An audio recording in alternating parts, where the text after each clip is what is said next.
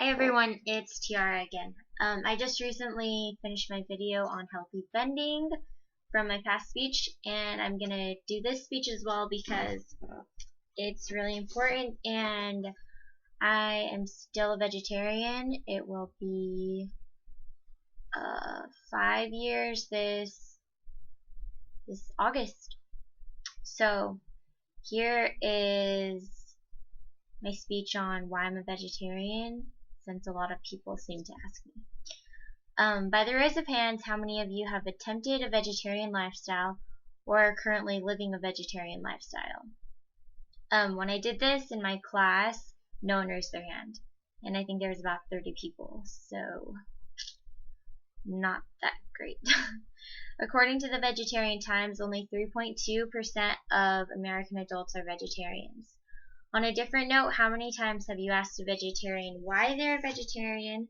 Do you think before you ask them, or do you just assume they're in the wrong? There are a few different types of vegetarian lifestyles people choose to live by. A pesco-vegetarian does not eat any type of meat besides fish. A lacto-ovo-vegetarian does not eat any type of meat but does include eggs and dairy in their diet. And for one of the stricter vegetarian diets, it's known as veganism. They do not include meat, eggs, dairy, or artificial products in their diet.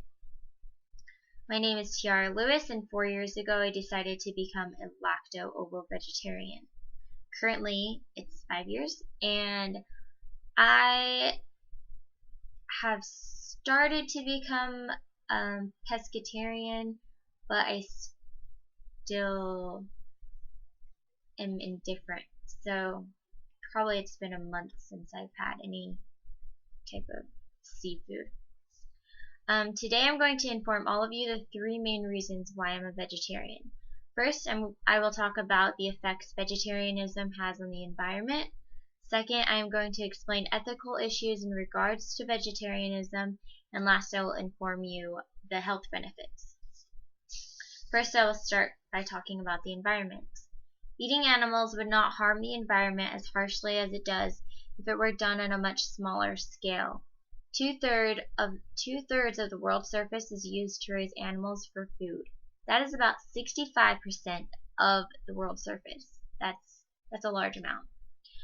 We all know the world already has limited resources, and according to Timothy V. Rutherford, an oversimplified factual reasoning was thought of.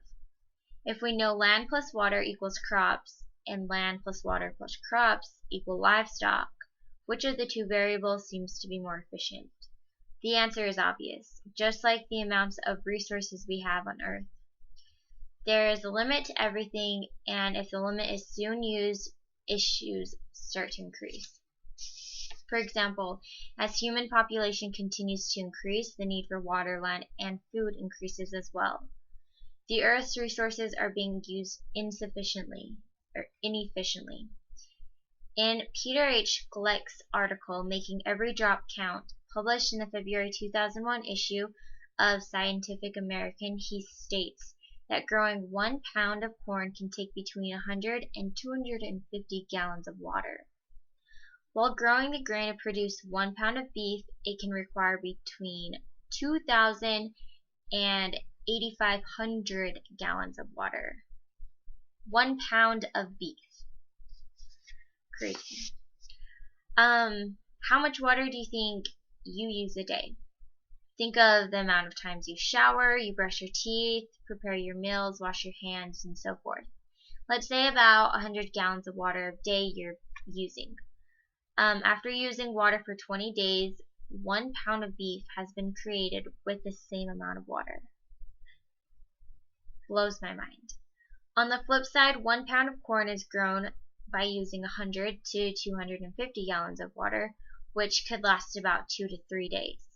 If the average human uses 100 gallons of water and it takes 2 to 3 days worth of water to create 1 pound of corn, this concept seems to be a little bit more logical. Another natural resource that is being threatened today by the increased production of livestock is the rainforest. According to the Nature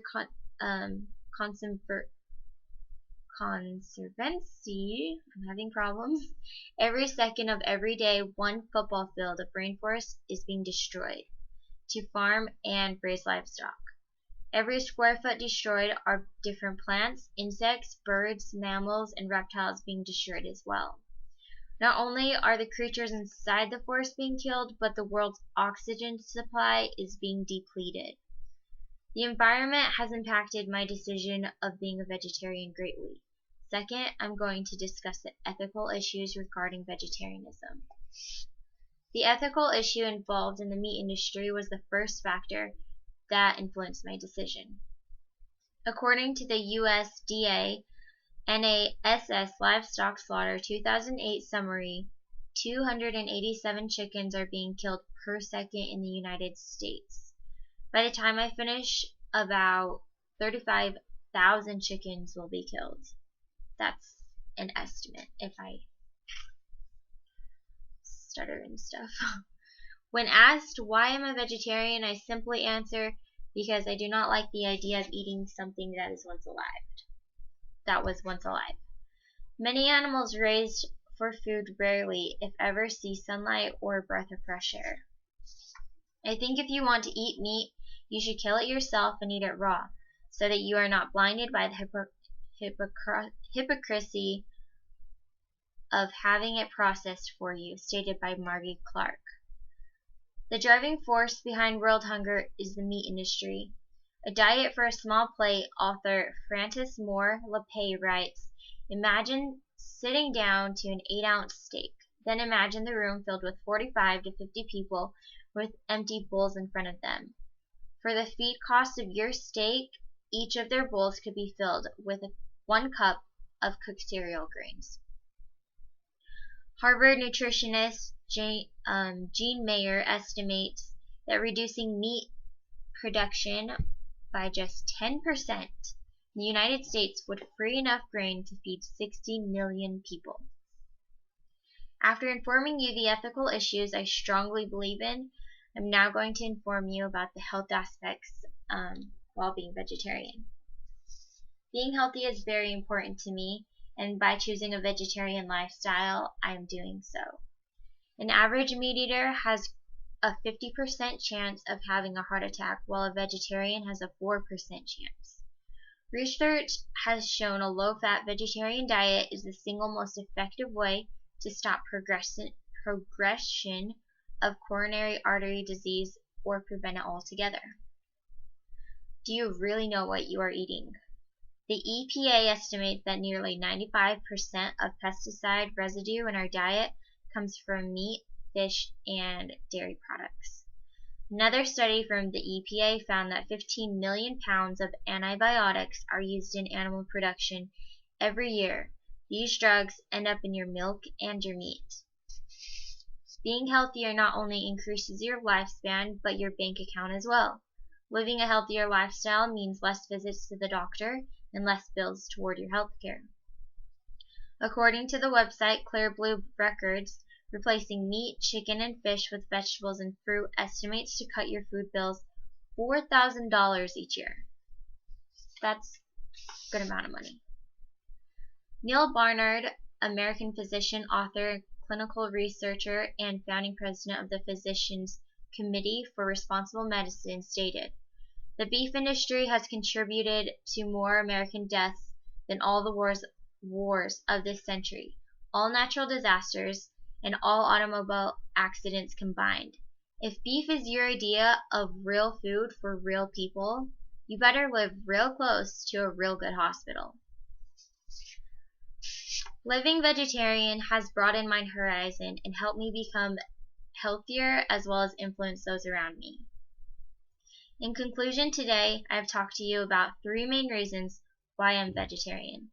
The first reason I talked to you about was the environment. The second reason I talked to you about was the ethical issues I support. And the third issue, I informed you how being vegetarian affects your health in a positive way.